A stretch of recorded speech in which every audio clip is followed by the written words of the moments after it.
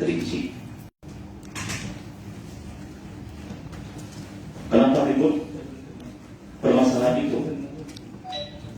Terakhir kami konfirmasi di Dinas Tenaga Kerja. Kebetulan hari itu yang datang dari Dewan Ketua, kalau nggak salah Pak Bowo, beliau ada di sini. Tanya beliau. Saya konfirmasi.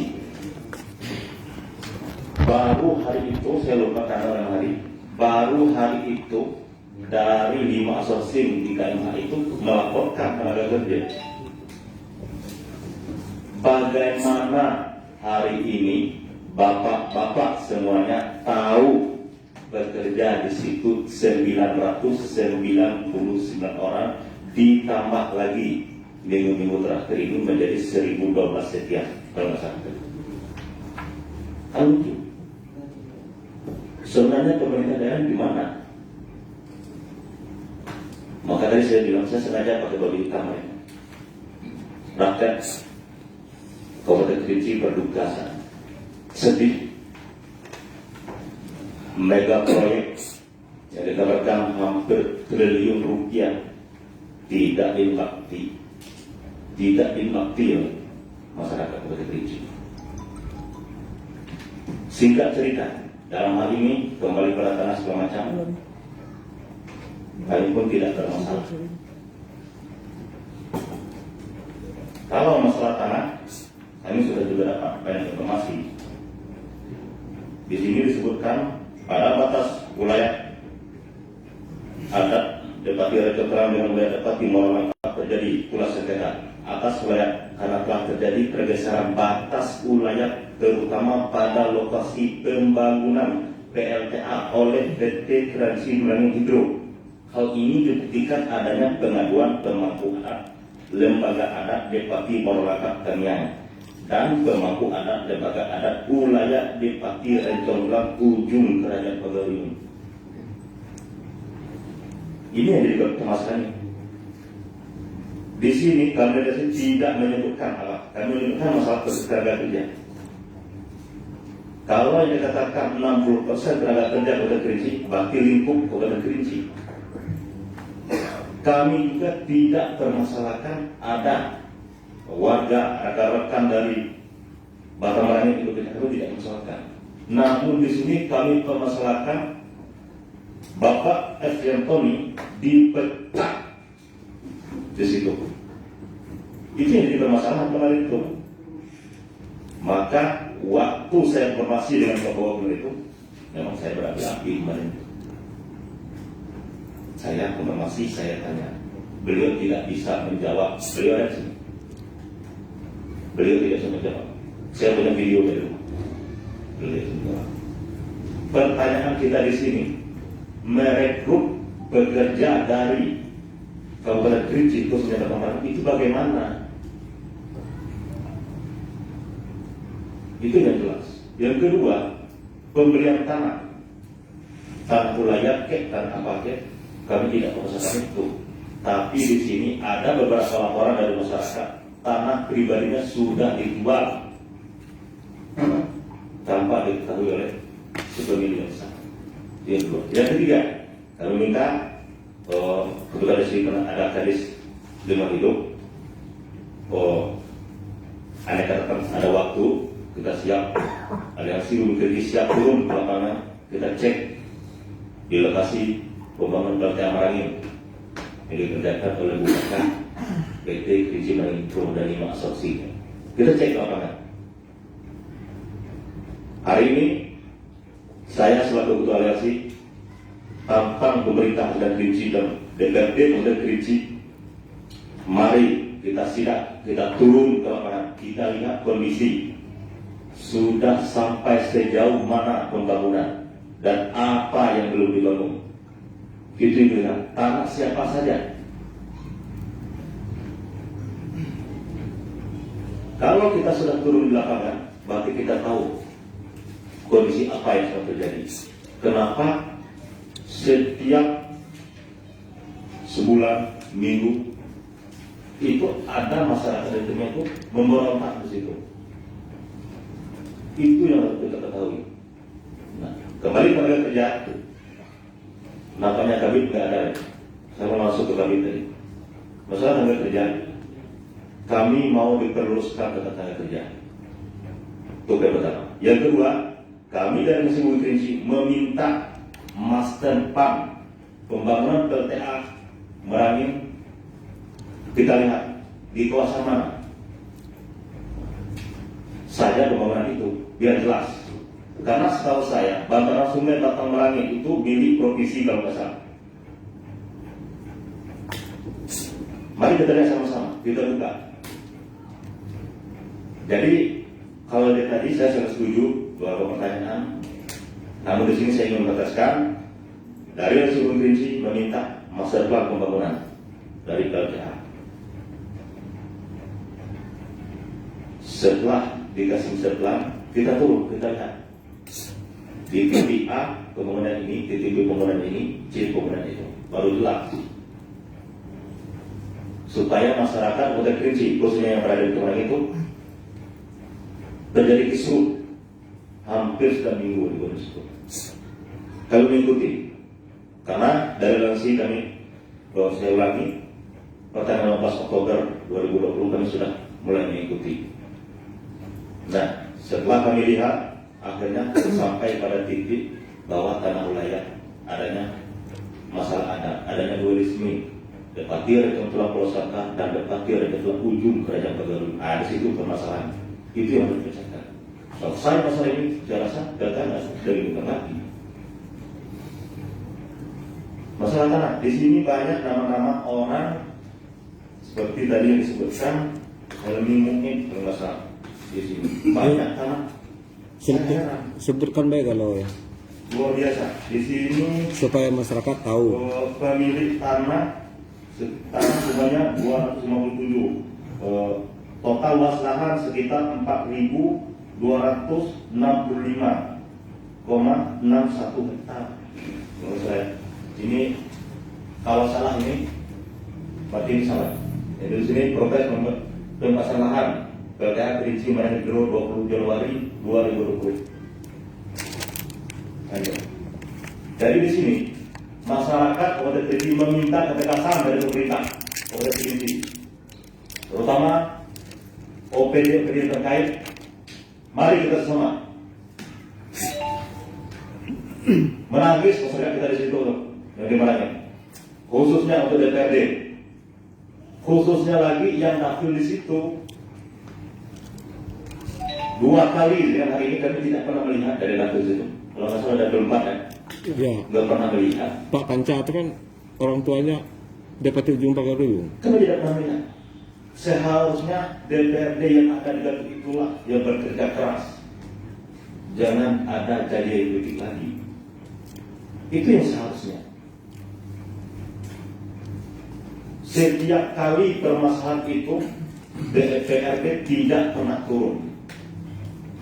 Pemerintah daerah tidak pernah turun. Jadi saat ini kami tantang pemerintah Kota Kerinci, khususnya Bupati Kerinci dan OPD terkait DPRD Kota Kerinci, kita turun ke lapangan. Kita siap. Sebelum kita siap, kita minta master plan pembangunan itu. Karena kalau masalah 13 triliun lah, di mana kita mau lihat. Mari kita terbuka dengan pemerintah, dengan masyarakat. Dalam hal ini kami juga sudah melaporkan PT Elang Berdua.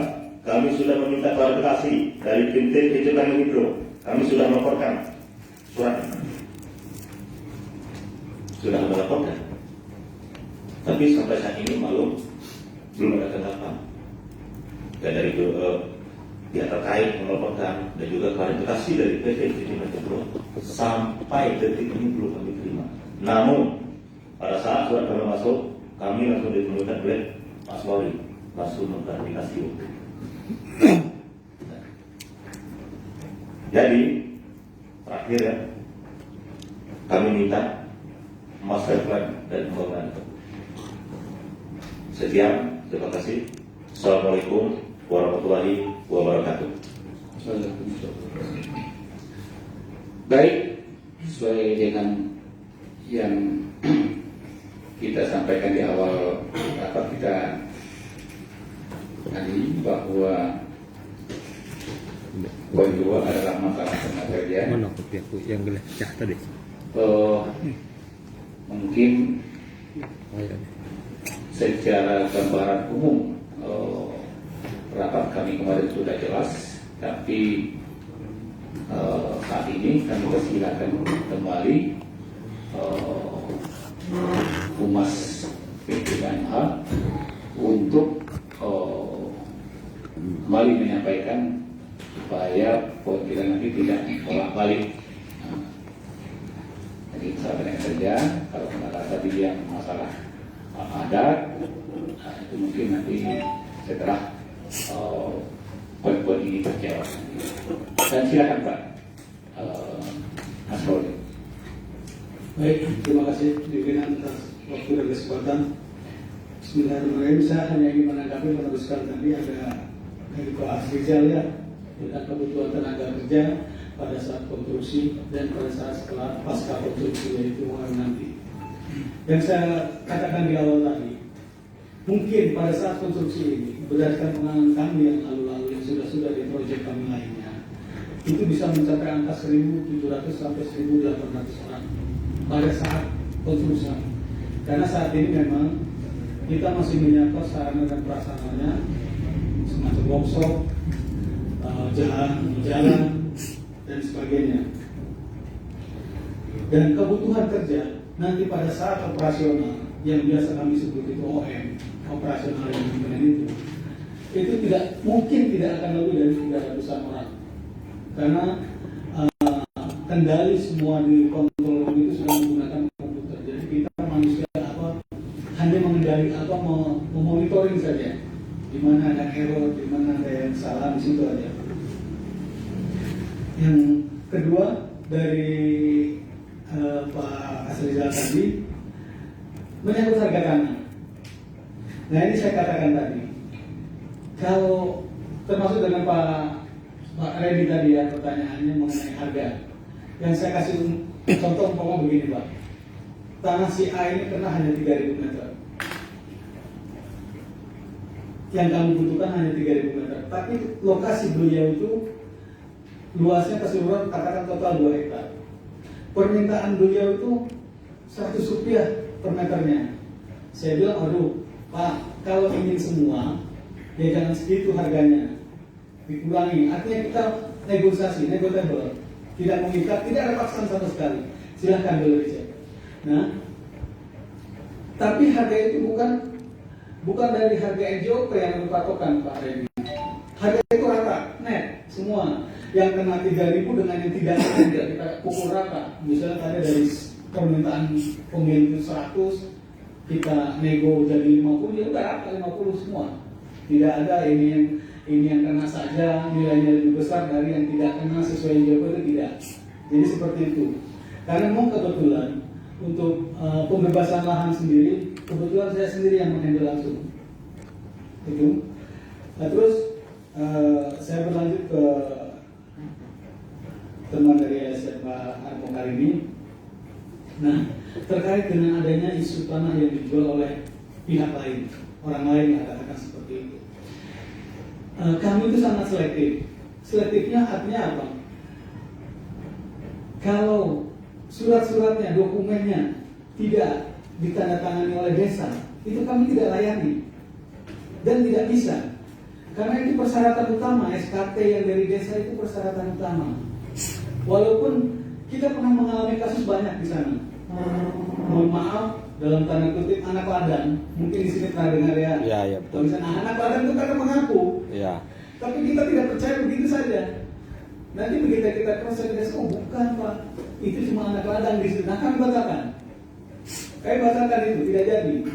Artinya apa? Karena kita punya pengalaman juga di situ. Anak ladang mengaku pemilik. Ternyata begitu kita selesaikan dengan anak ladang ini, si pemilik kami. Ya. Itu kesalahan kami lah katakan. Nah, berawal dari situlah kami sangat hati-hati. Mungkin 1-2 kalau ada orang yang memberikan kuasa ke orang lain, nah itu lain cerita. Misalnya saya pun aneh, dia bisa membantu menguruskan. Tapi banyak kan orang tua, dia dikuasakan ke orang lain. Nah itu memang ada, 1-2 itu ada, atau keluarganya, ibunya, itu yang dikuasakan ke anaknya atau ke familinya itu ada memang. Saya bilang kalau Anda seperti ini, berkas atas nama si A tidak bisa diambil oleh si B atau si C. Kalau memang Anda yang mau mengurusnya, silahkan buat surat kuasa dari yang bersangkutan.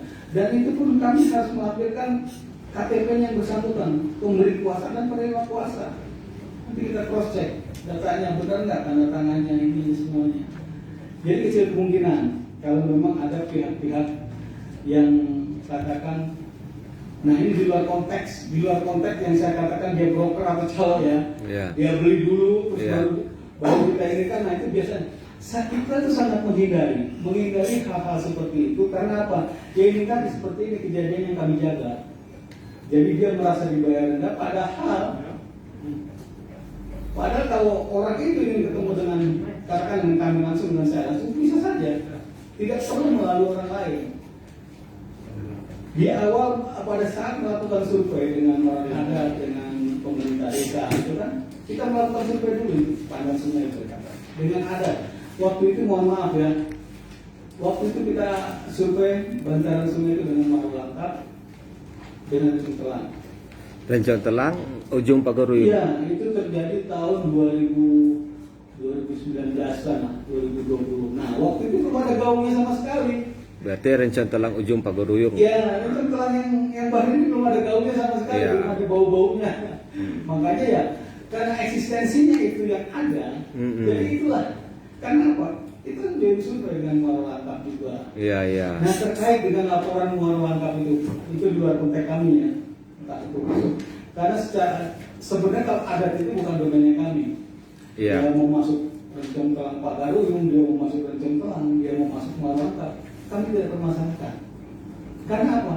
Anda mengaku punya Anda juga saya akan percaya. Karena apa? Kita tidak tahu. Ini maksud saya Pak, ya saya akan percaya. Tapi pada saat melakukan jadi survei itu ya mungkin mereka telah ada kesepakatan apa kita nggak tahu. Itu luar konteks kami ya. Iya betul. Nah seperti itu yang terjadi. Nah terkait dengan isunya itu sebenarnya kami juga tidak ingin ini terjadi karena kami diwanti-wanti oleh pimpinan kami. Tolong jaga, jangan sampai keberadaan proyek kita di sini itu malah menimbulkan hal-hal seperti itu, perpecahan di masyarakat. Itu yang kami hindari dan itu yang sangat kami jaga sekali.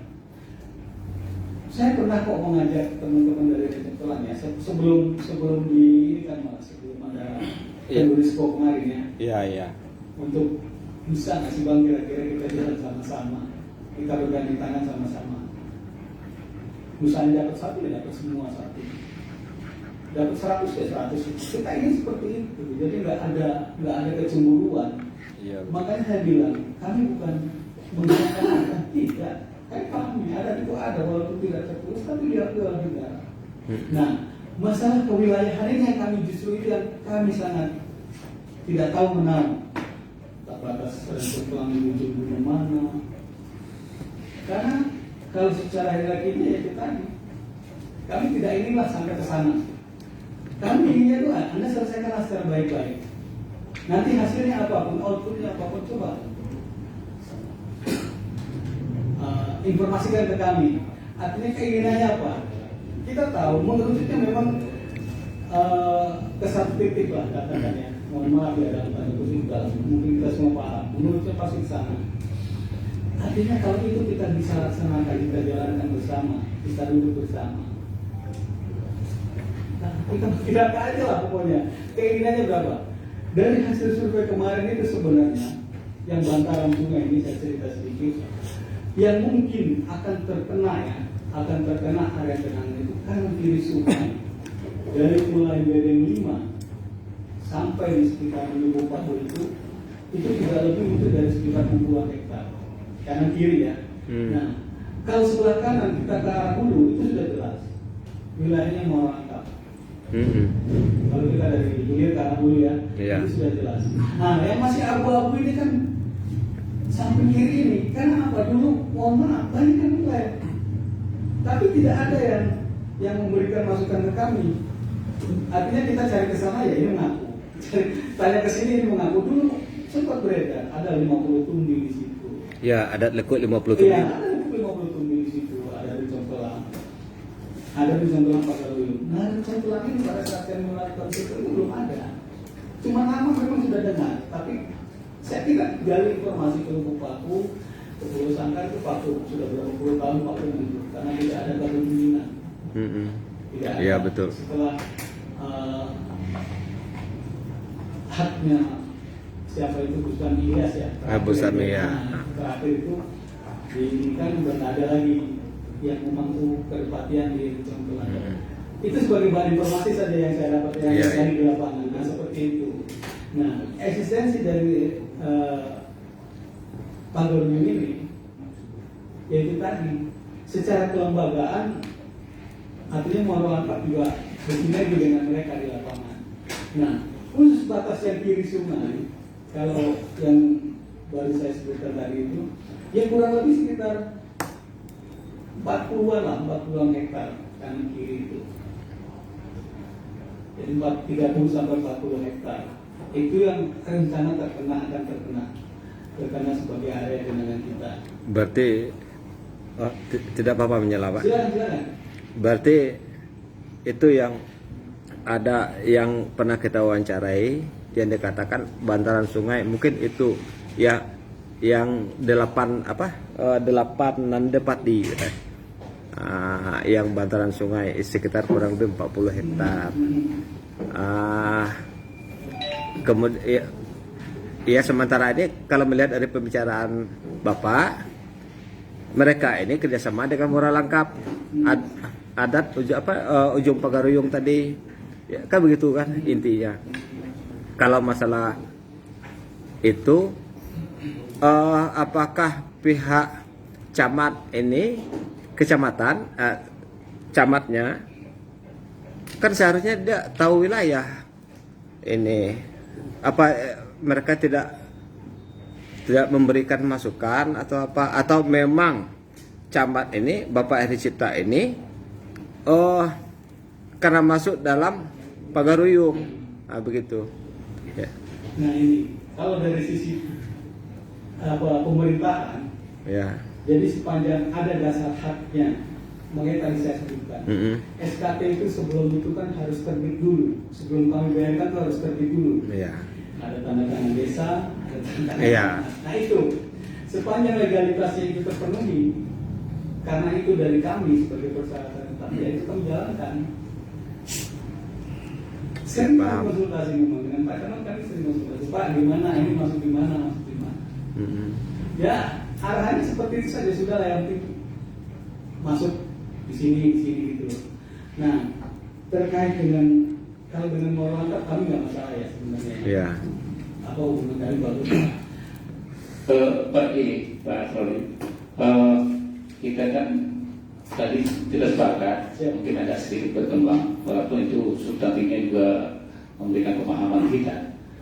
Sebaiknya kita fokus tenaga kerja tadi, apalah masalah yang masih ada di sana. Kalau teman-teman katakanlah nanti butuh data terupdate, mungkin itu diberikan, atau mungkin masalah laporan yang tidak disampaikan ke daerah, mungkin kita sepakati untuk diberikan apakah per bulan diberikan laporan itu. Saya nanti kita nanti ke belakang lagi mulai lagi kembali lagi masalah adat pada fokus kita tuntutan yang ada ini dulu, kemudian tambahan terkait masalah adat, pembebasan lahan segala macam itu mungkin nanti poin-poin tersendiri yang mungkin masuk melibatkan banyak pihak yang untuk kita clearkan. Kira-kira itu dulu. Ya. Baik, begini. Jadi saya lanjutkan mengenai tenaga kerja tadi.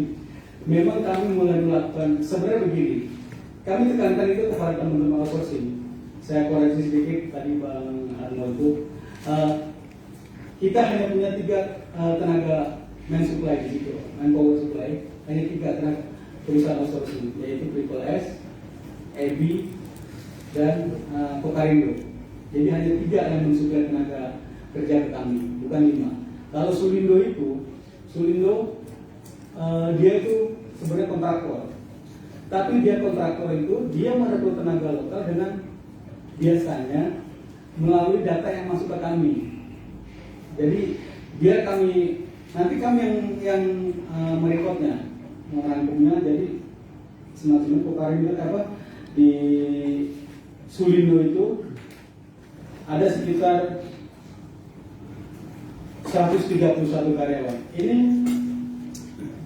sekitar hampir 31 orangnya ini lokal. Teman-teman dari Kecamatan Batang Merangin, di situ ada Muara Hemat, ada ini. Dan 100-nya itu karena Sulindo ini memang dia kontraktor yang bermain di bawah untuk underground semua. Jadi tidak ada yang, dan yang 31 karena sebagian besar tidak mau di underground, ini hanya apa? Hanya memfasilitasi di atas.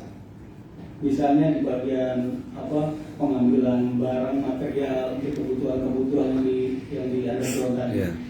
Karena yang tadi saya sebutkan di awal, sampai saat ini teman-teman kita yang di Batang Merangin, Kecamatan Batang Merangin itu hanya baru 2, satu dari Pertak dan satu dari Tamiang yang baru berani bisa masuk ke tanah. Selebihnya itu tidak ada.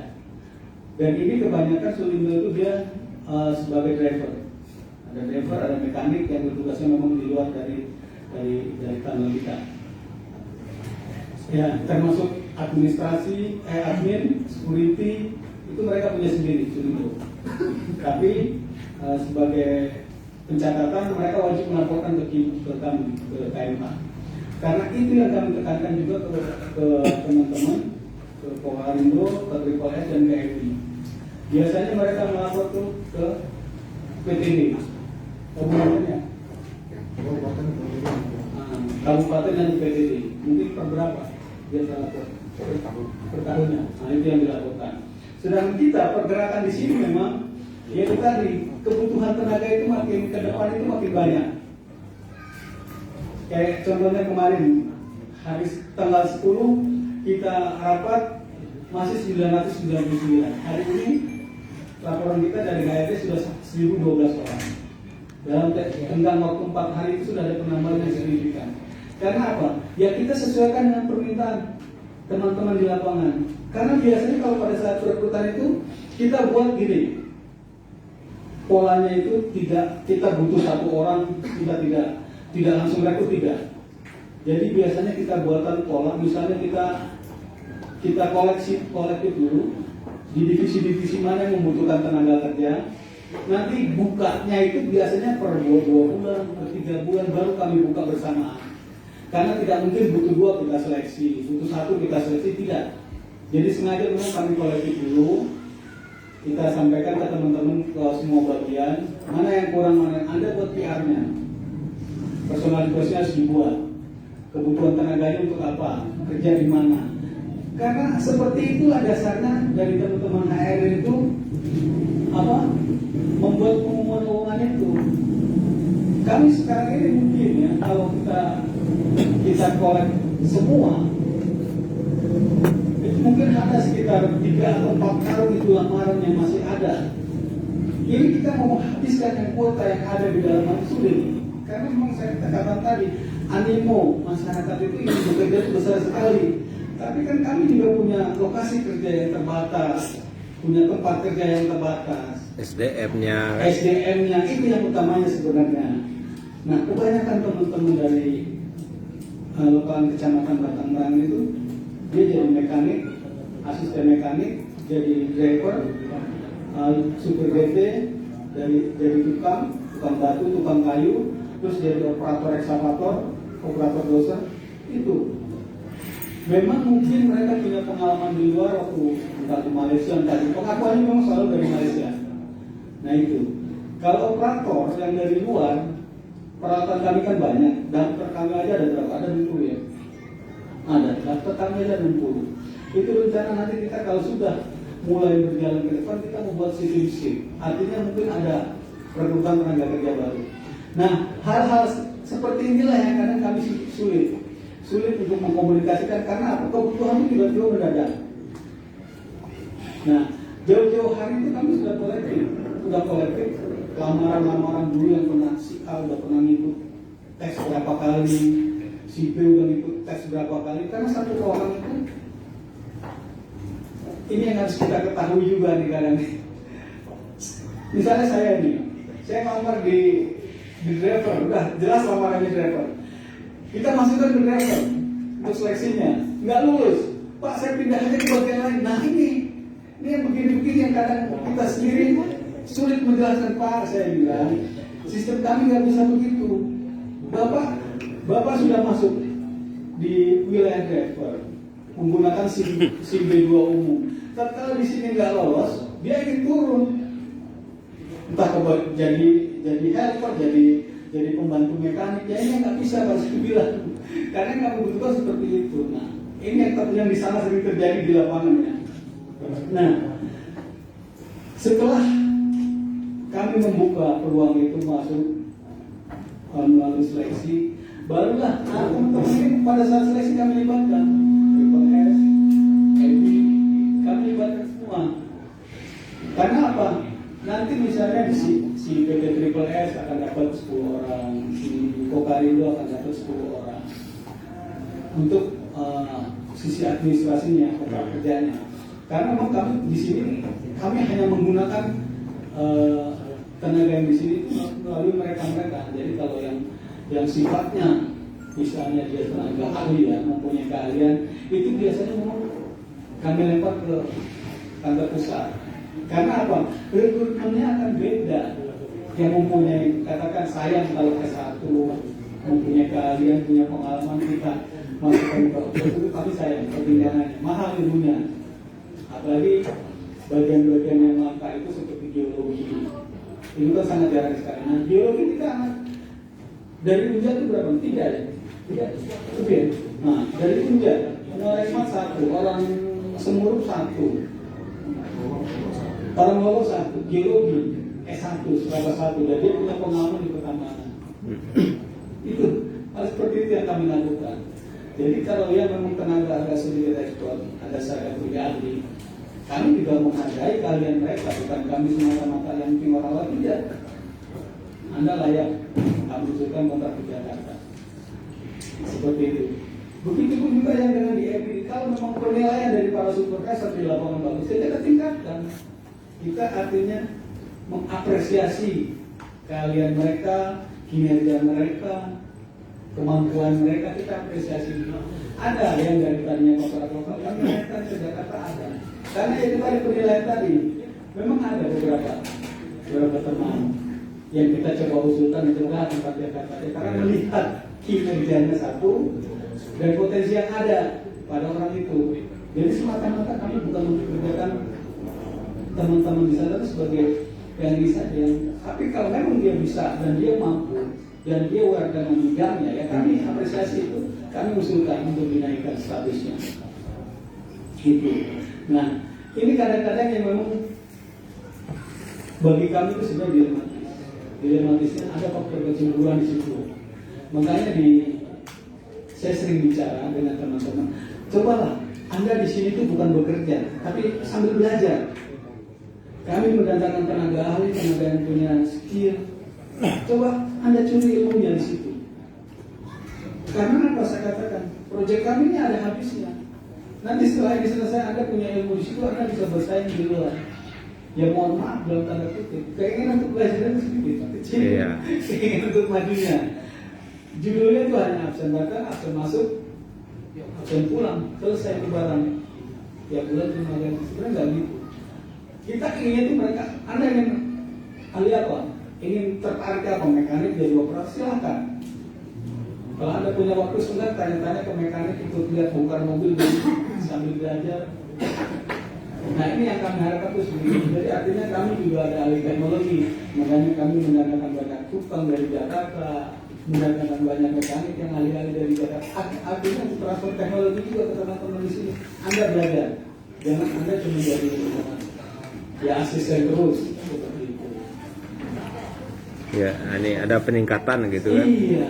Ya kan? Jadi nanti kalau proyek kita selesai, Anda bisa bersaing di luar. Loh, kami mengajari ini, saya mengajari ini. Karena itu ada surveyor beberapa orang sudah kami bimbing ya. Dia bisa menguasai alat ukur ini atau itu. Terus welder yang sekarang kami berangkatkan ke Jakarta. Karena ya kita mengapresiasi keahlian mereka. Ke Humas sudah panjang lebar untuk tenaga kerja, dan intinya tadi sesuai pertanyaan Pak Harmo tadi itu tentang rekrut tenaga kerja lokal, jumlahnya berapa, pelaporannya seperti apa. Mungkin itu saja fokus kita, karena terkait kalau masalah bagaimana proses dinamika rekrut tenaga kerja tadi sudah sangat Panjang lebar. jelas disampaikan. Mungkin kalaupun masih ada tentang mungkin kita minta tenaga itu apakah nanti tuntutan dari teman-teman tadi pelaporannya itu seperti apa, itu saja mungkin ya, apakah per triwulan, apakah per bulan, untuk kondisi bisa diterima daerah. Mungkin juga itu menyangkut, mungkin bisa dibacakan peluang-peluang kalaupun ada ke depannya seperti apa. Saya rasa itu yang penting. Kalau data mungkin dari update-nya data berapa terakhir, berapa persentase di daerah itu sudah jelas. Mungkin itu. Kalaupun ada dari Depnaker mengusulkan misalnya singkat saja, karena kita ini masih cukup lumayan ada penjelasan-penjelasan yang lain. Kalaupun ada tuntutan dari teman-teman tadi tentang bagaimana pelaporannya ke daerah, mungkin itu yang perlu menjadi catatan kita untuk dijadikan nanti kesimpulan bagian daripada kesimpulan tenaga kerja kita. Silakan Pak, agak mungkin langsung saja ya, lagi ini langsung ke substansinya.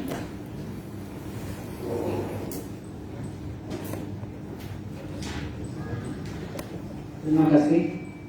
Assalamualaikum warahmatullahi wabarakatuh.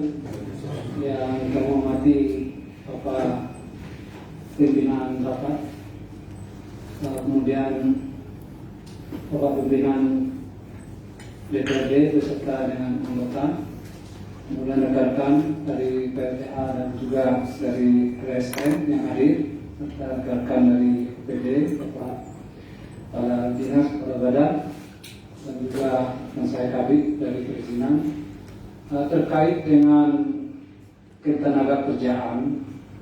Kami ingin menyampaikan beberapa hal, dan sebelum ini tanggal 10 juga kami sudah mengutarakan bahwa tercatat pada saat kita rapat pada tanggal 10 kemarin itu jumlah tenaga kerja yang sudah direkrut yaitu 999. Hari ini telah berubah datanya menjadi 1012.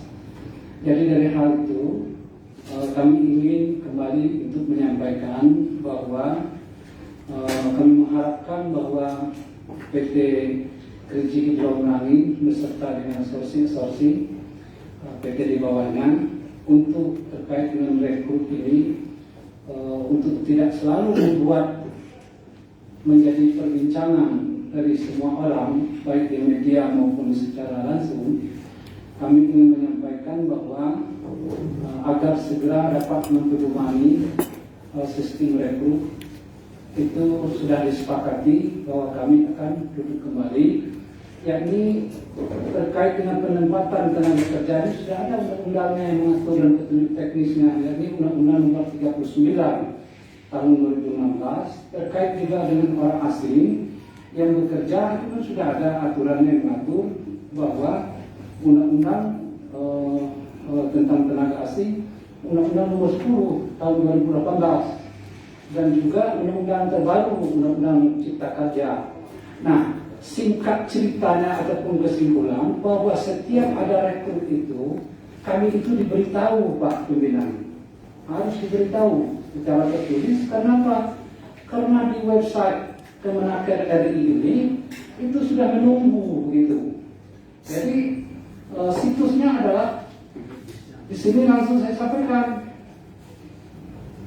Jadi setiap promosi itu harus masuk di dalam sistem Sisnaker, kemudian ada karihub kemenaker.go.id.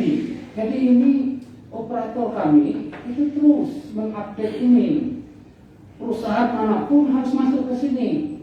Nah, jadi oleh sebab itu laporan perusahaan ini besar ada di Kemenaker, di Kementerian, tidak terbaca terkait dengan tenaga kerja. Jadi oleh sebab itu kita sudah sepakat untuk membenahi ini. Jadi untuk membenahi sistem rekrut ini untuk ke depan baik formasi yang ada, kemudian juga kami akan masuk ke dalamnya untuk melakukan koordinasi lebih detail. Jadi itu kami rasakan. Kemudian apa yang dilakukan selama ini sampai hingga 1.212 orang itu PLTA berjanji untuk memenuhi administrasi dan termasuk surat keputusan pengangkatan daripada tugas itu akan dilaporkan kepada kami dan di situ ada kabinetnya ikut memaroknya. Gitu. Terima kasih Pak. Untuk jaga waktu pelaporan ada penegasan? Iya, setiap ada formasi yang mau dirikan itu kan tergantung kepada user pemakai. Apabila itu sangat penting, mungkinnya dalam 1 bulan. Kalau memang itu harus 2 kali kita terlibat di dalamnya. Jadi sehingga kita untuk mewakili kepentingan teknis daerah ini mudah-mudahan tidak mencuat hal-hal yang negatif hari ini ke depan. Baik, terima kasih. Tadi sudah kita dengarkan bersama bahwa terkait perekrutan tenaga kerja maupun jumlah tenaga kerja yang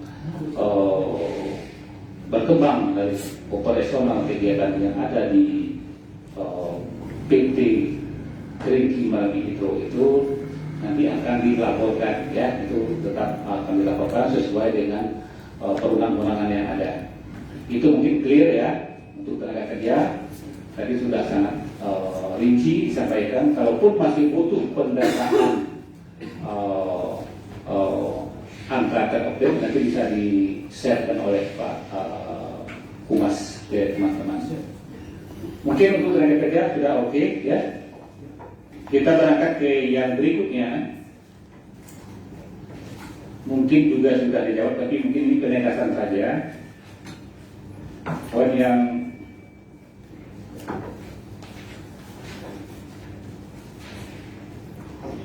ketiga itu adalah bagaimana kejelasan penetapan harga dari pihak UKK mengenai ketetapan harga yang dibeli dari masyarakat. Itu sebenarnya sudah dijawab.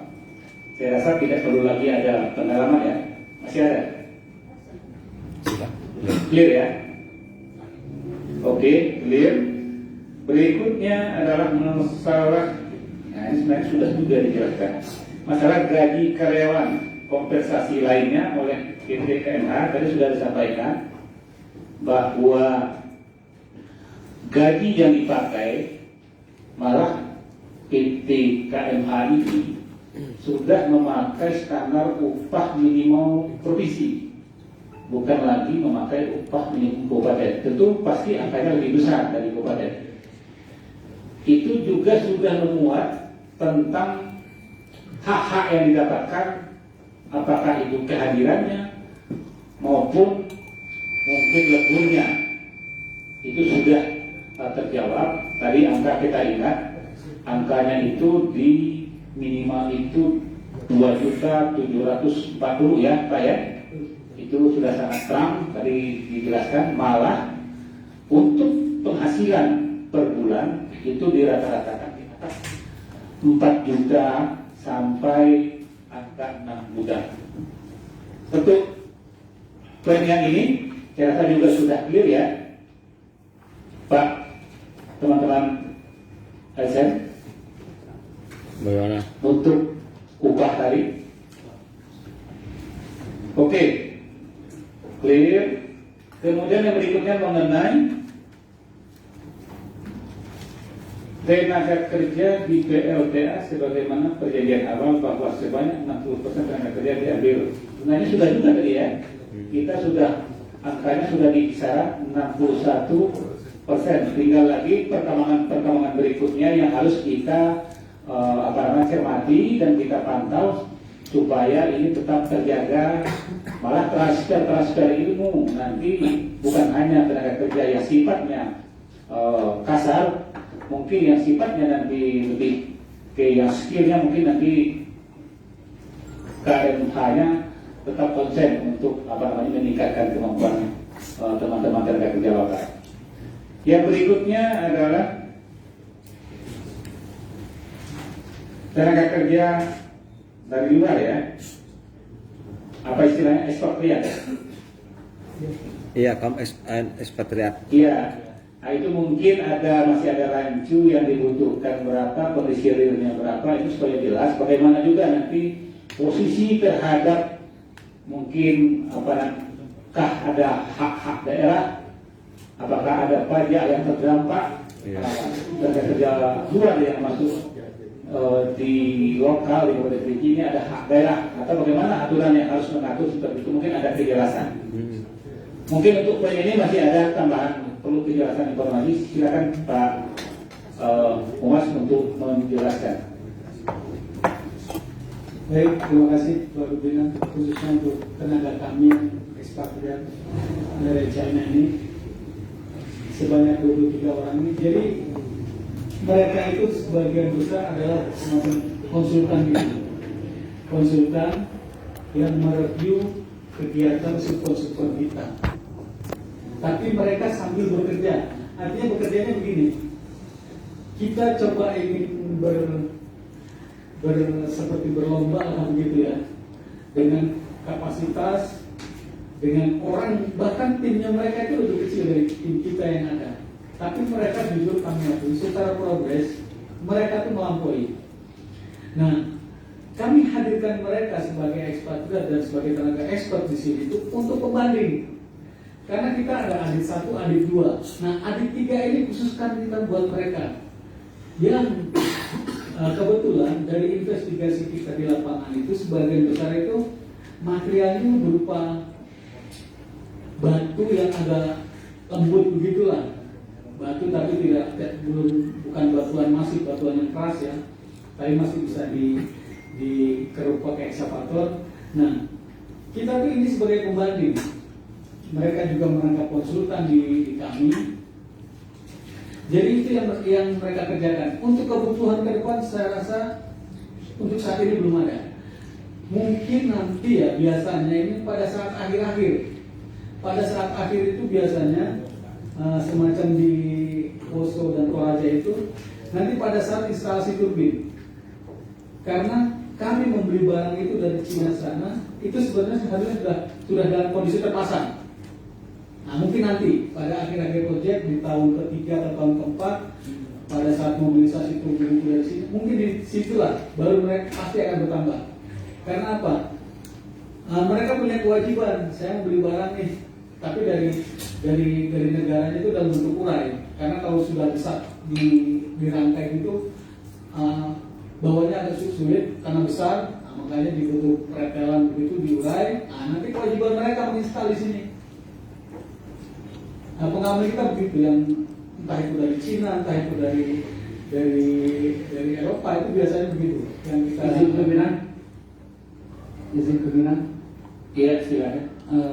Mohon maaf Pak Sroli, Divisi Humas PLTA, perlu juga kami meluruskan terkait dengan tenaga kerjaan bahwa maksud dari amanah dari Undang-Undang Nomor 18 tahun Undang-Undang Nomor 10 tahun 2018 tentang tenaga kerja asing, apabila mereka itu dalam petunjuk teknis sudah berada pada suatu lokasi, maka tanggung jawab serta tugas serta hak itu tidak ada istilah untuk melakukan demonstrasi alat-alat begitu. Alat-alat yang kita beli ataupun yang didatangkan dari China ataupun dari Korea atau dari mana-mana, kalau BLK itu kebetulan pengadaan peralatannya itu ada beberapa yang dari luar negeri. Lalu untuk mendemonstrasikan kepada instruktur dan asisten instruktur itu menggunakan tenaga dalam negeri dari Bogor dan dari Bandung, kemudian hanya residensial sifatnya. Jadi ada masa waktu, selalu surat tugasnya itu hanya berjalan 1 minggu, paling lama 2 minggu untuk mendemonstrasikan itu. Jadi kalau mereka tenaga kerja asing sudah berada dalam suatu lokasi proyek, maka itu tidak ada lain bahwa secara faktual mereka harus memiliki kontrak ataupun MOU. Terima kasih. Baik, mungkin bisa langsung dijawab oleh Terima kasih. Memang nanti polanya seperti itu, Pak. Pak Pimpinan, Pak Kabit. Jadi memang karena kalau yang saat ini memang kita ada kontrak, mereka ada kontrak ke kami sebagai konsultan dan sebagai pelaksana. Nah, terkait dengan akan ada penambahan TKA tadi, saat ini memang tidak ada dan rencana ke depan 6 bulan kami itu memang belum ada. Kalau toh ada, saya katakan toh kalaupun ada, karena kami membeli barang itu dalam bentuk seharusnya bentuknya jadi ya sudah terinstall, misalnya di laptop begini udah jadi laptop kita tinggal bawa. Tapi karena dalam pada saat di shippingnya, di ekspedisinya sulit, nah, makanya diprotelin kecil-kecil. Nah kewajiban mereka lah menginstal di sini di Indonesia. Karena apa? Turbin itu kalau yang kita tahu, yang pernah ada Pak, itu beratnya kalau kita sudah rangkai utuh, ada yang sampai 200 ton. Kalau kita sudah rangkai utuh, kendaraan mana yang bisa mengangkut 200 ton? Pengalaman kami di pos itu Pak, kami membawa yang namanya trafo.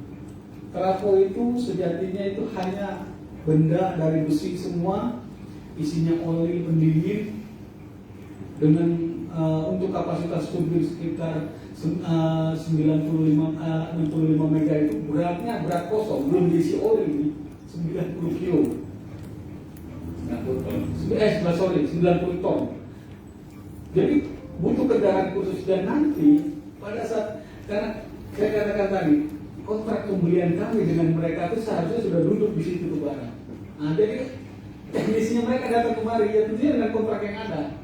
Anda punya target 3 bulan, jadi 3 bulan. Itu yang kami maksudkan tadi. Kalau mau ada penambahan nanti di akhir kemungkinan. Nah, tapi kalau dalam setahun ini memang kita tidak ada lagi perencanaan penambahan. Seperti itu. Nah, terima kasih. Baik, mungkin terkait tenaga kerja yang keahlian khusus yang dimaksud oleh Bapak Kabit Tenaga Kerja dan Tenaga mungkin nanti pihak UKK harus mempertimbangkan aspek transfer ilmunya, walaupun kebutuhan itu tetap ada, tapi minimal ada yang diselipkan. Kalau itu takut nanti ke depannya maintenance-nya itu nanti kita ketergantungan terus Pak. Nah, kalau maintenance biasanya gini Pak, saya potong cerita Pak begini. Kita ada yang namanya apa? Setiap tahun itu wajib kita matikan. Misalnya kita ada 5 turbin Pak, setiap tahun wajib di overhaul. Nah di overhaul itu teknisnya tetap tenaga ahlinya dari mereka.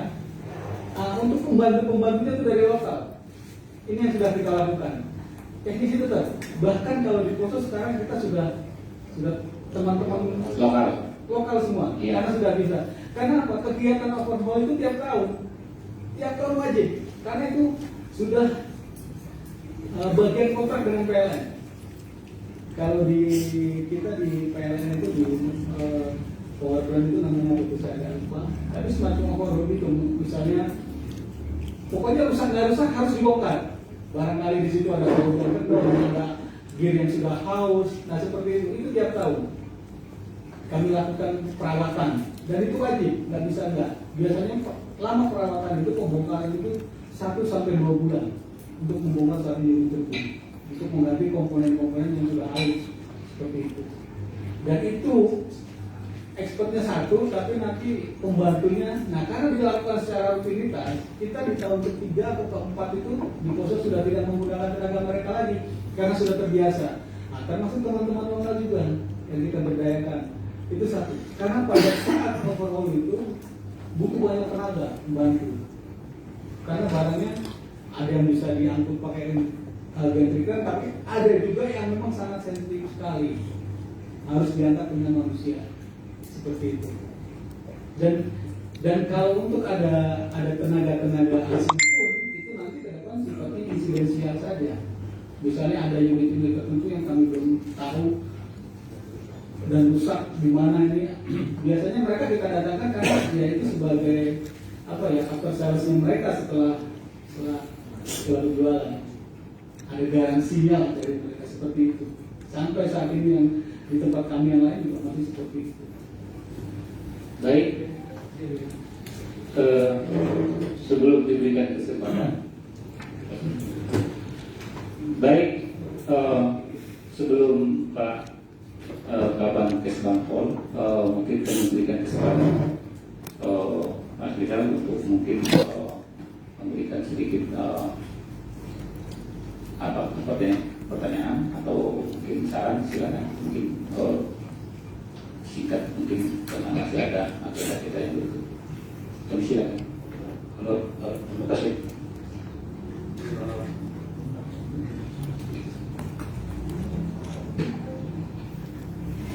Terima kasih kepada Pak Pimpinan.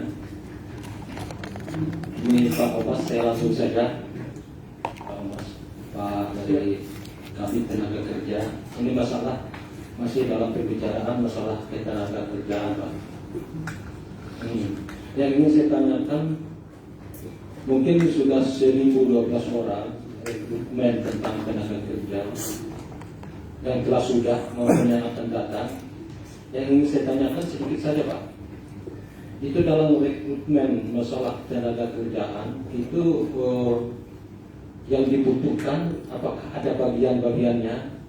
Maksud saya kan mungkin ada yang tamatan seperti SLPA, S1-nya, S2-nya, kedudukan itu apakah sederajat sama saja atau bagaimana bagian-bagiannya? Ini kebetulan Pak dari kami tenaga kerja juga dari sini. Dan yang perlu dipertanyakan, ijazah yang paling bawah diterima di tenaga kerja PPA ini, ijazah SLPA atau sederajat atau bagaimana? Terima kasih. Baik Pak Pimpinan, saya coba jelaskan. Seperti tadi sempat saya singgung, kalau level level sarjana itu biasanya kami arahkan untuk melamar ke Jakarta. Karena mohon maaf sekali, bukan kami menganak-emaskan atau menganaktirikan teman-teman yang di sana. Karena yang untuk level-level helper itu skupnya itu untuk teman-teman yang di daerah Kecamatan Rakan Merangin. Karena memang ya kita melihat dari latar belakang mereka, kemampuan mereka. Seperti itu. Jadi kalau saya katakan, kalau di yang level S1, biasanya kami buka di website, Pak. Jadi secara resmi silahkan, website kami itu akan dibuka, memang dibutuhkan itu biasanya tuh tergantung dari permintaan. Sebetulnya kalau saat ini yang banyak dibutuhkan itu S1 sipil, karena kita akan segera main di konstruksi. Mungkin kalau dia satu electrical, mechanical, nanti main di tahun ketiga, karena di situ nanti barang-barang kita yang kita pesan itu baru datang dan siap instalasi itu. Terus kalau dari sisi pendidikan, yang SD pun kami ada, Pak. SD pun kami ada, kami terima.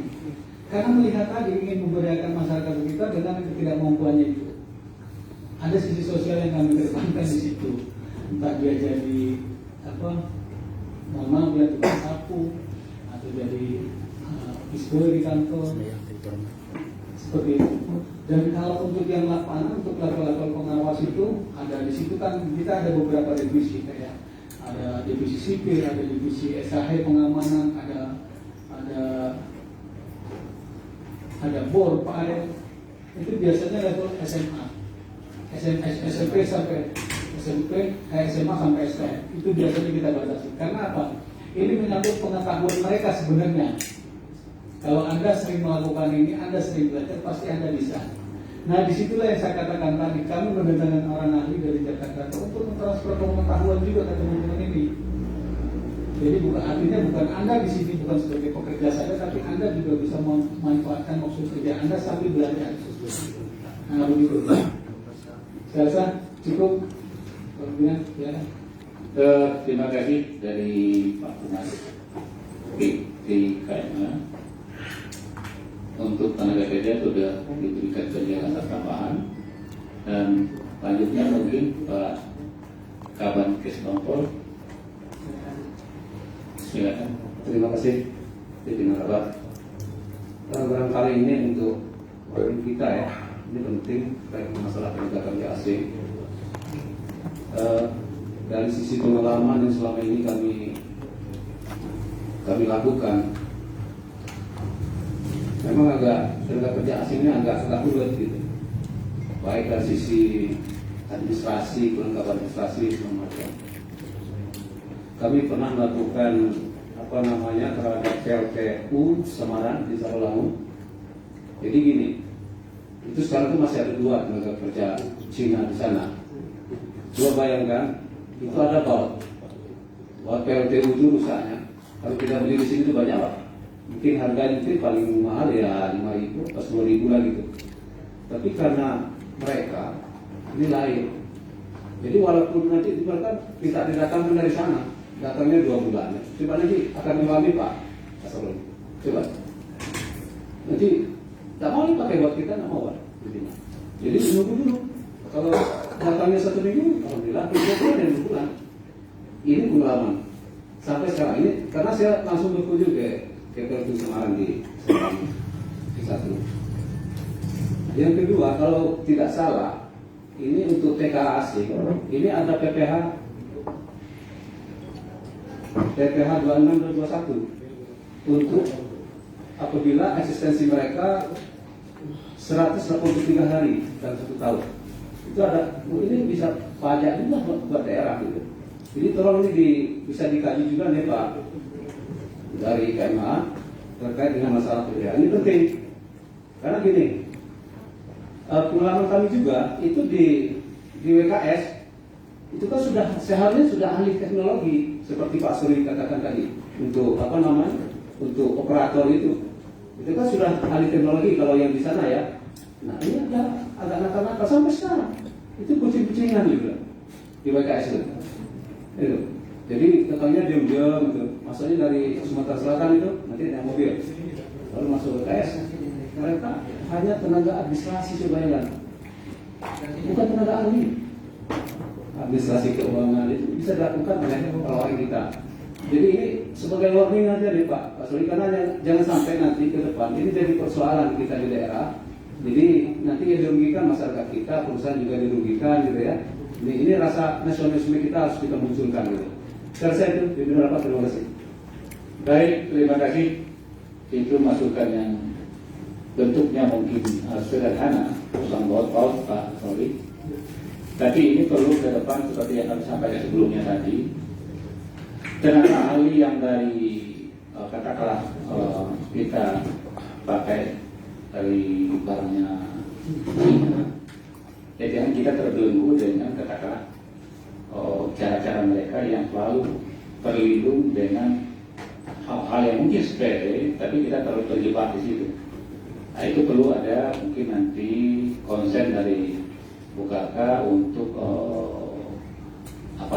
untuk lebih memikirkan hal-hal yang seperti ini, transfer ilmu, teknologi, itu bisa diberdayakan penduduk-penduduk daerah, khususnya mungkin lokal bisa lebih diutamakan. Nah mungkin itu harapan kita semua. Tadi juga ada ini kan di catatan kita juga, tanpa kita sadari mungkin kalau memang ada aturannya, jumlah hari tenaga kerja ekspatriat itu berada di wilayah lokasi kegiatan yang sudah melewati, kalau memang aturannya ada di angka berapa tadi, 180 hari. Karena itu dilihat aturannya. Kalau memang itu aturannya ada konsekuensi nanti pajak PPH 26 itu nanti harus terdampak dan harus menjadi kewajiban.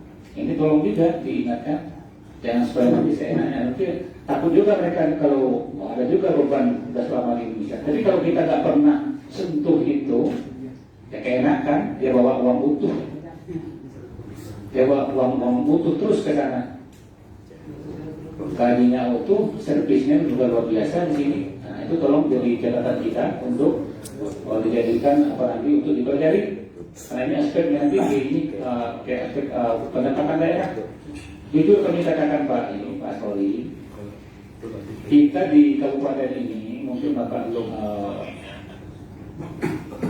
bisa memahami, kita pendapatan asli daerah kita ini minim sekali Pak. Kita nggak ada perusahaan-perusahaan skala besar, makanya sumber-sumber pendapatan ini menjadi concern kami juga. Jangan hal-hal yang mestinya sudah bisa masuk. Lain halnya nanti kalau memang PLTA sudah operasi 5 tahun ke depan, itu gambarnya sudah jelas tadi. Mungkin kami bisa kemasukan 15 mungkin sampai 20 miliar ke daerah dengan potensi-potensi pajak tadi, pajak air permukaan, pajak yang lain-lain. Itu mungkin prospeknya cukup menjanjikan. Tapi dalam rangka kita menghadapi tahun yang masih panjang untuk operasi, ya nanti jangan kita lengah juga untuk diingatkan mungkin dinas pendapatan, ya Pak ini Pak Dal, nanti tolong ditindaklanjuti mungkin ekspatriat kita tenaga kerja kalau memang aturannya ada pungutan yang konsekuensi dari aturan yang harus kita terapkan, supaya ada mungkin sumber-sumber pendapatan daerah. Karena saya itu clear ya untuk apa namanya kerja sudah banyak. Terakhir ada masalah sesuai dengan hasil rapat dengan Komisi 2. Itu ada perusahaan yang tergabung, tanya tadi sudah dijawab juga. 5 perusahaan yang bergabung di Kerinci Merangi Hidro, itu 5 perusahaan itu sudah clear, waktu harus dijawab silakan. Tapi kami juga masih bisa memberikan klarifikasi karena ini sudah dijelaskan kemarin. Di antara yang 5 yang bukan tergabung di dalam ini adalah PT Indo Merangin. Nah itu bukan, penggantinya yang tetap ada 5 perusahaan. Itu perusahaannya yang pengganti itu adalah Elang Batuah Indonesia, itu tetap 5. 2 perusahaan subkontraktor itu masih grup yang sama, Malaya dan Sulido. Selebihnya adalah perusahaan outsourcing. Mungkin itu penjelasan dari rapat kita. Kalaupun masih ada terkait yang ini, kami silakan. Assalamualaikum warahmatullahi wabarakatuh. Dengan tidak mengurangi rasa hormat, saya langsung saja. Masalah tenaga kerja dari 909 menjadi 1000 lebih tadi, dan juga besaran gaji pokok, saya rasa sudah mulai clear. Dan dari keterangan dari Pak Sori tadi juga sudah cukup jelas. Namun dari hasil rapat kemarin itu dibunyikan diminta agar PT Hidro Kerinci Merangin membuat roadmap terhadap pekerjaan yang sudah, yang sedang, dan yang belum dikerjakan. Dan juga terkait adanya sebagian material yang digunakan dari luar oleh PT KMH, pemerintah daerah Pandeglang Kerinci melalui OPD terkait akan mencari jalan untuk menjadi sumber pendapatan. Dan di sini juga dibunyikan sebelum melakukan kunjungan ke PT KMH perlu adanya surat agar adanya pelayanan di lapangan. Jadi di sini jelas. Jadi kalau kita mengadu argumen di sini, apalagi dari Bapak ini bagian humas. Kalau kita argumen tidak akan selesai, dan kita juga jangan terlalu percaya. Orang ini kan juga manusia biasa, bukan malaikat. Jadi memang kita harus turun ke lapangan. DPR harus menyurati secara resmi. Itu kita harus sepakati dulu. Biar menyiapkan data seperti roadmap tadi. Jadi kita jangan terputus sampai di sini. Kalau cuma keterangan-keterangan sini tidak perlu kita hearing di DPR. Cukup dikasih sama ketenaganya, kami bisa minta data di situ. Jadi kami harap Bapak Kedua selaku pimpinan DPR dan juga sebagai pimpinan Pak Sridhar, tolong kita surati resmi dari DPR, kita sepakati dulu tanggal hari apa dan tanggal berapa. Kalau kami dianalisis siap asal kita berangkat dan juga di UPD kita harus ikut semua, kita harus cek recheck ke lapangan. Kita jangan terlalu percaya dengan bapak ini, apalagi ini dari pihak PLTA. Dia pasti akan membenarkan di perusahaan dia. Maka kita harus cek recheck, kita harus buktikan betul tidak ini. Seperti gaji tadi, betul tidak? Kita tanya dengan pekerja di situ. Bisa-bisa saja ini. Nah, jadi kita sepakati itu Pak Pimpinan. Kita sepakati hari apa dan tanggal berapa kita turun. Jadi dari pihak PLTA bisa menyiapkan itu. Seperti roadmap tadi bisa disiapkan. Saya rasa itu Pimpinan. Terima kasih. Baik, beberapa masukan yang ditanggapi oleh teman-teman LSM tadi. Yang terakhir adalah terkait masalah kita melakukan peninjauan ke lapangan. Yang memang tadi sudah tersepakati untuk katakanlah supaya ada tidak adanya miskomunikasi. Memang itu memang dibutuhkan ada kita berkirim surat kalaupun kita ingin melakukan audiensi maupun tinjau ke lapangan. Tapi juga kalau kita namanya mau sifatnya sidak, yaitu mungkin tidak bisa bersurat karena sidak sifatnya kita lakukan mendadak. Itu ingin data yang seperti, tapi tidak ada masalah manapun yang akan kita tempuh. Nanti apakah nanti proses sharing kita hari ini masih kita tidak lanjuti dalam konteks kebersamaan kita ke lapangan, ya kita menampung saja masukan itu. Bisa kita lakukan tinjauan ke lapangan dengan berkirim surat atau minta jadwal, bisa saja. Kemudian masalah roadmap, nah itu kemarin memang sudah juga disampaikan oleh kita di rapat-rapat sebelumnya untuk nanti disiapkan peta jalan, peta kegiatan apa-apa saja mungkin yang sudah atau yang berproses atau yang akan datang. Mungkin nanti akan tergambar semua. Malah kemarin itu sudah disampaikan juga tanah-tanah yang sudah dibeli di luar kawasan terdampak kegiatan itu pun akan diberdayakan juga.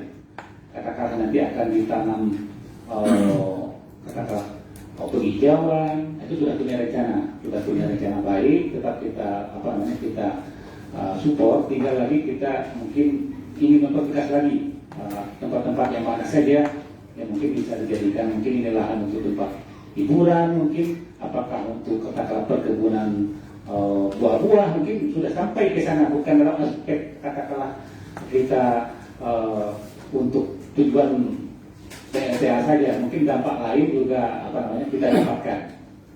Untuk itu kami sangat mengapresiasi harapan dari teman-teman. Mudah-mudahan ini bisa tidak lanjut, ini akan kita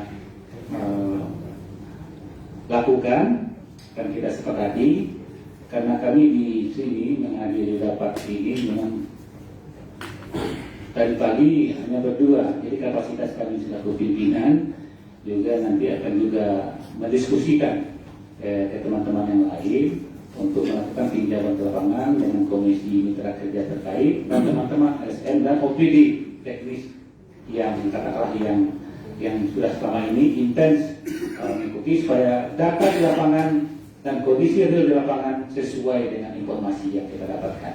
Nah, itu mungkin yang menjadi kesepahaman kita, tidak ada yang menjadi masalah. Mudah-mudahan ini bisa berjalan sesuai dengan harapan kita semua. Mungkin itulah, masih ada? Silakan Pak OPD. Terima kasih.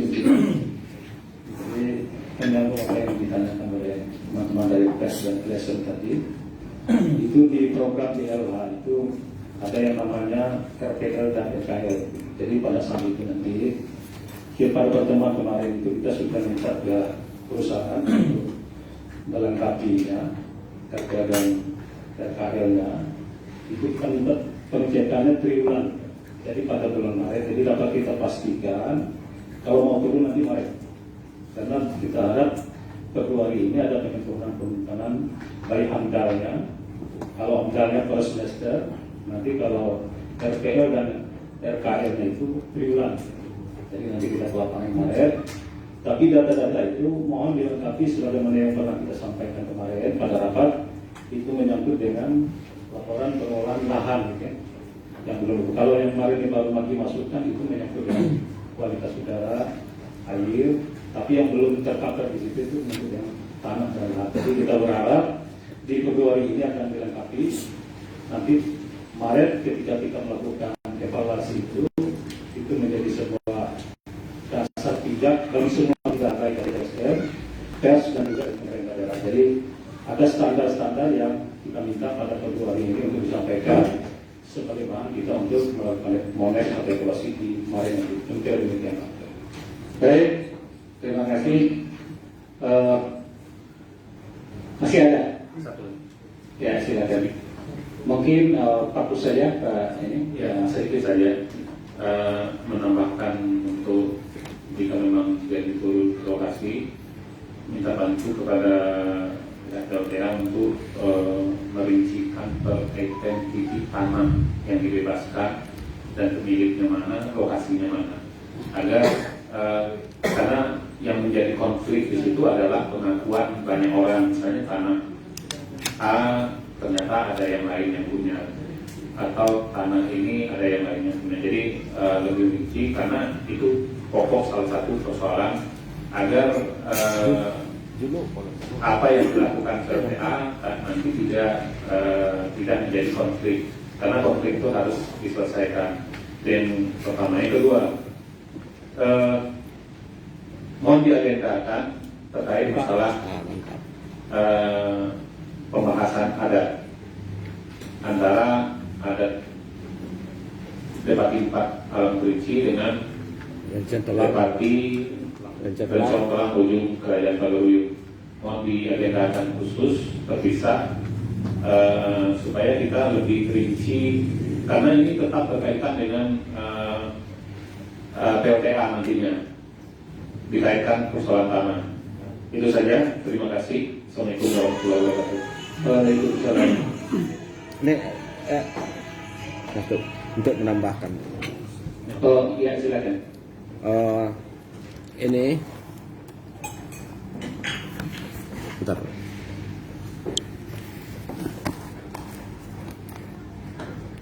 Ke PLTA terkait apa yang dikatakan oleh saudara kita Bapak Martono dari aliansi,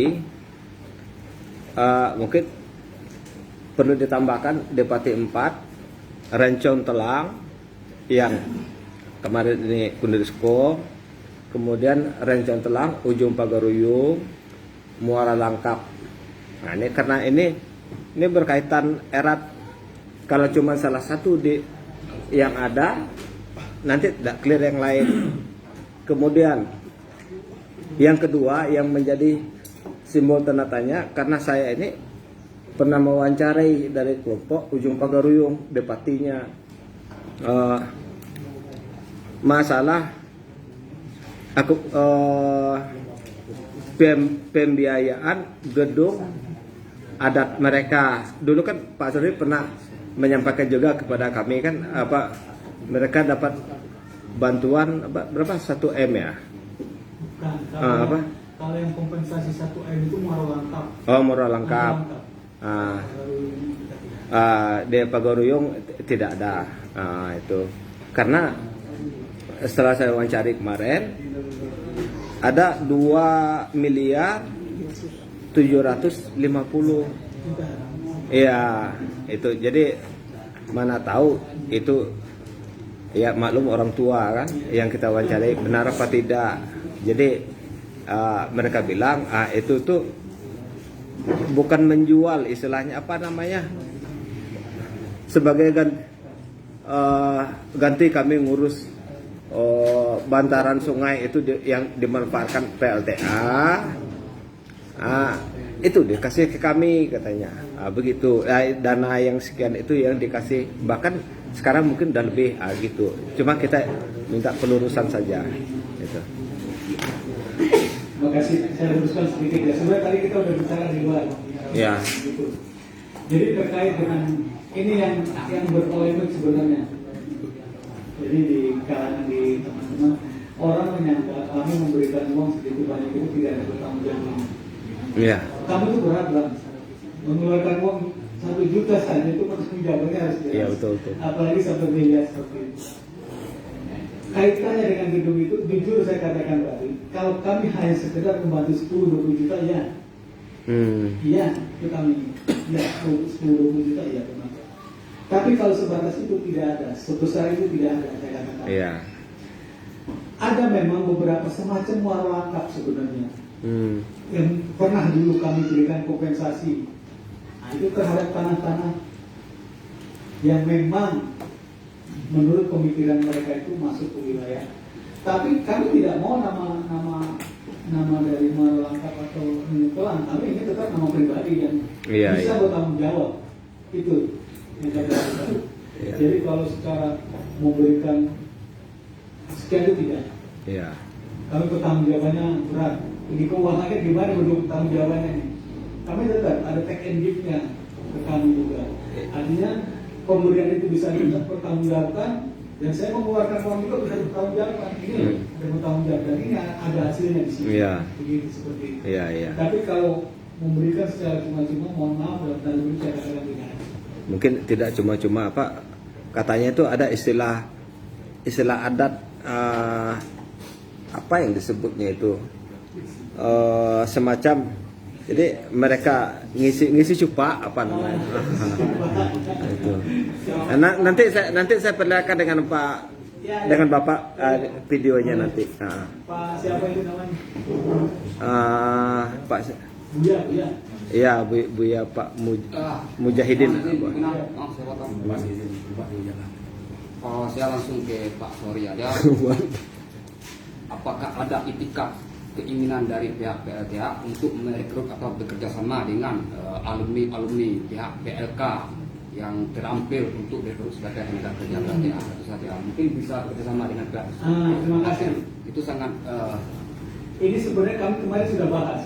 Mohon maaf Pak, pasca pertemuan kemarin kami sudah bahas dengan teman-teman kita dengan rider di sana kami bicara. Tapi ada nggak tahu tadi. Artinya mungkin pada saat rekrutmen nanti, pada saat pengetesan, kami minta orang Bapak datang ke sana. Jadi karena gini Pak, kemarin kami mengetes berapa welder? 4 ya? 3 welder. Dari 7 orang yang kami tes praktek, itu ya hasilnya ada yang memuaskan 1, 2, 3 ranking, tapi yang 4, 5, 6 sampai 7 ini tidak memuaskan. Nah makanya saya bilang nanti coba kita kerjasama dengan PLK. Polanya seperti apa? Kalau memang bisa kita kerjasama, kenapa tidak? Artinya gini Pak Kabit, yang mungkin kita pahami dari sisi sosialnya kami ke masa kelingkungan tapak proyek kami Pak ya. Sebenarnya itu di sana banyak tenaga welder yang berasal dari kalangan kapal. Banyak, entah dia tenaga welder asli atau tenaga pembantu welder, nah itu yang kita nggak tahu. Tapi ngakunya ke kami itu welder. Tapi kan proses seleksi itu berjalan sampai akhirnya tahap praktek. Nah, di tahap praktek itu ternyata banyak yang gugur. Dia punya las-lasan itu bolong semua. Nah ini yang makanya nanti pada seleksi ini ke depan kami akan berkoordinasi dengan PLK. Nah, kalau bisa memang karena standar kita itu untuk SAW itu berapa? 3G ya? 4G dengan sampai 3 sampai 4G. Nah, 3 sampai 4G standar kita Pak ya. Nah, misalnya nanti PLK ada yang punya standar itu, karena kelas itu kan bukan sekedar kelas saja, banyak standarnya, ada SAW, ada SCAW, nah seperti itu di kelas itu. Ada tingkatan-tingkatannya. Akhirnya beralih pembicaraan. Padahal kita sudah fokus tadi. Ini tanda obatnya baru mulai jalan. Sampaikan ke OPD tenaga kerja khususnya PLK. Kalau tadi kita minta support data tentang tenaga kerjaan dari kerimpunan itu, sebaliknya juga support data dari BLK dan tenaga rekaman ini ada lihat dengan orang tetap di share yang dekat Armo informasinya ke pihak Ricky lagi itu sehingga nanti kerjasama ini sesuai yang diharapkan teman-teman dari LSM tadi juga menjadi proses konsentrasi kita untuk merekrut tenaga kerja kita. Terakhir mungkin yang tadi yang menjadi ada hal yang di luar konteks yang kita bahas, benar berkembang, itu pun tetap menjadi konsen kita untuk menampung persoalan-persoalan terutama yang terkait masalah adat, yang konsep yang di dalamnya itu ada Rencon telang ujung pagaruyung, rencon telang sifatnya itu ya kita mungkin itu kepentingan lain. Tapi yang jelas kalau saran kami sebelum ini kita tidak lanjuti, kami di Dewan atas nama Dewan siap memfasilitasi. Tapi hal ini harus kita teman-teman ASN itu mendalami dulu.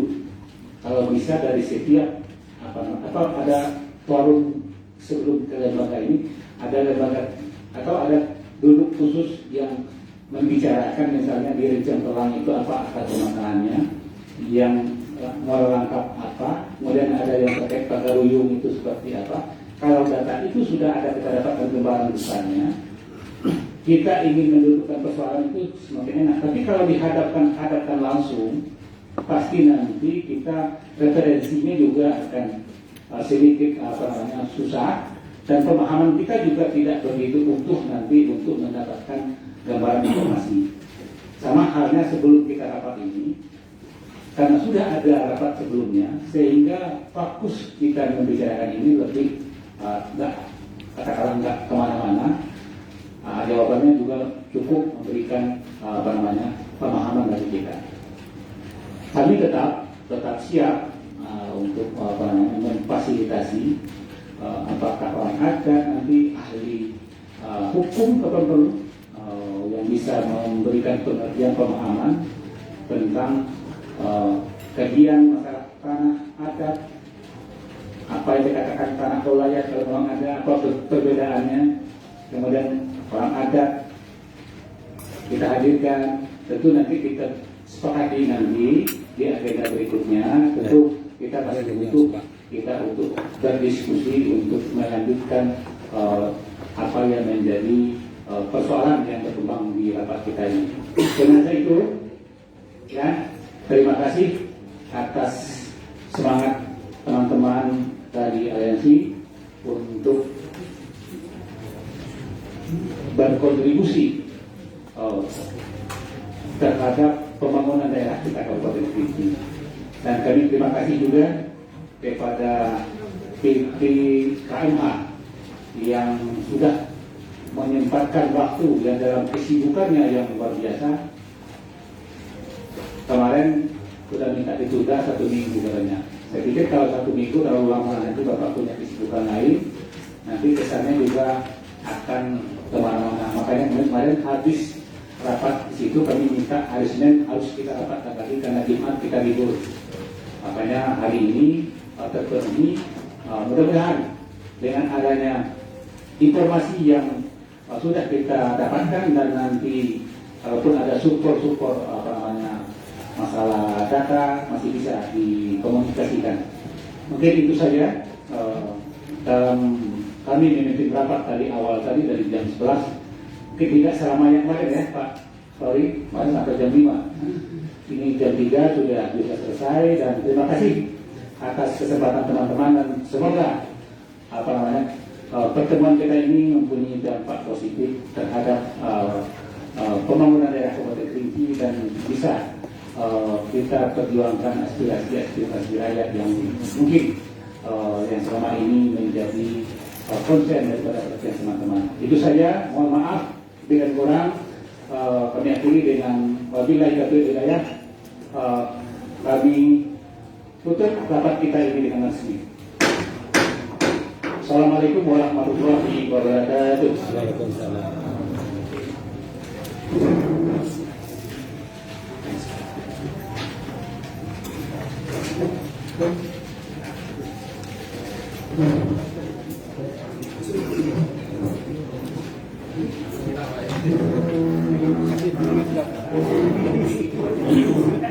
Terima kasih ya. Ya, sama-sama.